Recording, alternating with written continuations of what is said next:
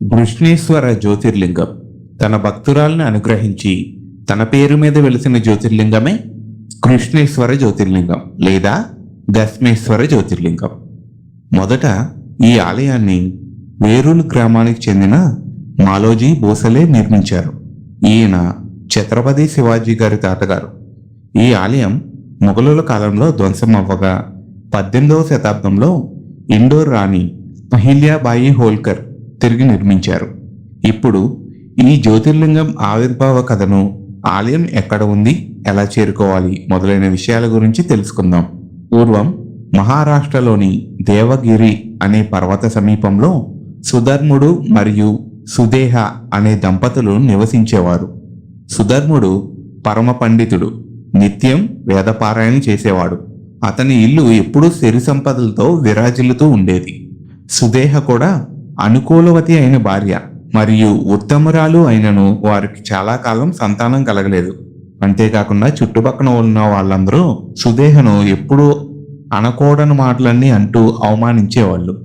ఇదంతా సహించలేక సుదేహ తన భర్త అయిన సుధర్ముడికి జరిగిన అవమానం గురించి చెప్పి తన సోదరి గస్మేను వివాహం చేసుకోమని చెప్పింది. తద్వారా తన చెల్లికి కలిగే సంతానం తన సంతానంగా భావించి ఈ అవమానాలను ఎదుర్కొనవచ్చు అని అనుకున్నది. ఇప్పుడు సుధర్ముడు ఒకసారి ఆలోచించి, నాకు మీ చెల్లెలకి పెళ్లి అయితే మీ చెల్లి నీకు సవతి అవుతుంది అని చెప్పి హెచ్చరించాడు. సుదేహ మాట వెనకపోయేసరికి వేరే దారి లేక బలవంతంగా పెళ్లి చేసుకున్నాడు. అదనంతరం సుదేహ తన చెల్లికి పుత్ర సంతానం కలగాలని దాసీలాగా సపర్యలు చేసింది. వివాహం అయిన కొంతకాలానికి నారద మహర్షి వచ్చి లక్ష్మికు సత్పుత్రుడు కలగడానికి సులభోపాయం చెప్పాడు. అదేంటంటే ప్రతిరోజు మట్టితో 101 పార్థివ లింగాలను చేసి వాటిని పూజించి మరుసటి రోజు ఆ లింగాలను తీసుకెళ్లి మంచినీటి కొలంలో నిమజ్జనం చేయవని, అలా 101 రోజులు పూజించడం వలన సత్పుత్రుడు కలుగుతాడని చెప్పాడు. నారద మహర్షి చెప్పిన విధంగా పూజను ఆచరించడం వలన కొంతకాలానికి లక్ష్మికి శివుడి అనుగ్రహంతో సత్పుత్రుడు జన్మించాడు.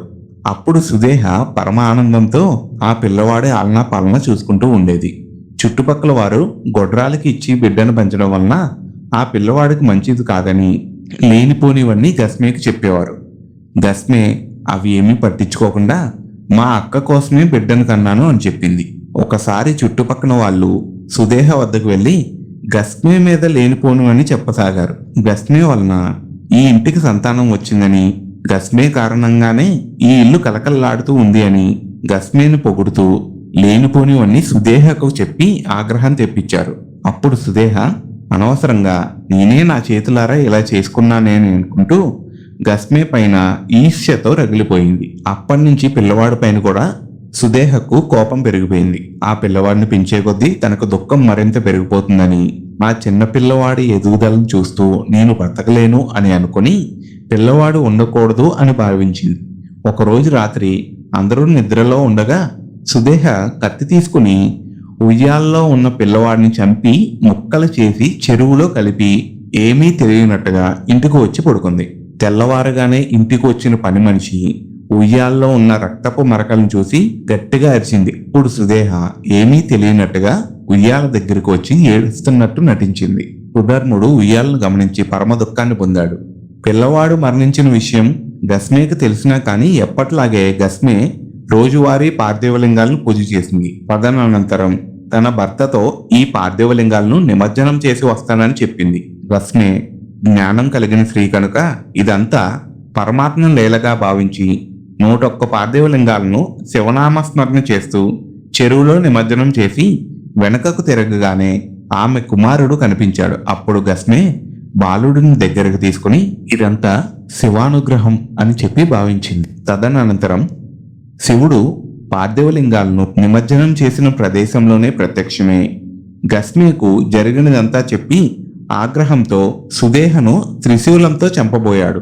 అప్పుడు గస్మే, పరమేశ్వర, నాకు నీ దర్శనం కలగడానికి కారణం మా అక్కే కనుక మా అక్క నాకు ఎంతో మేలు చేసిందని తనని చంపవద్దని చెప్పి వారించింది.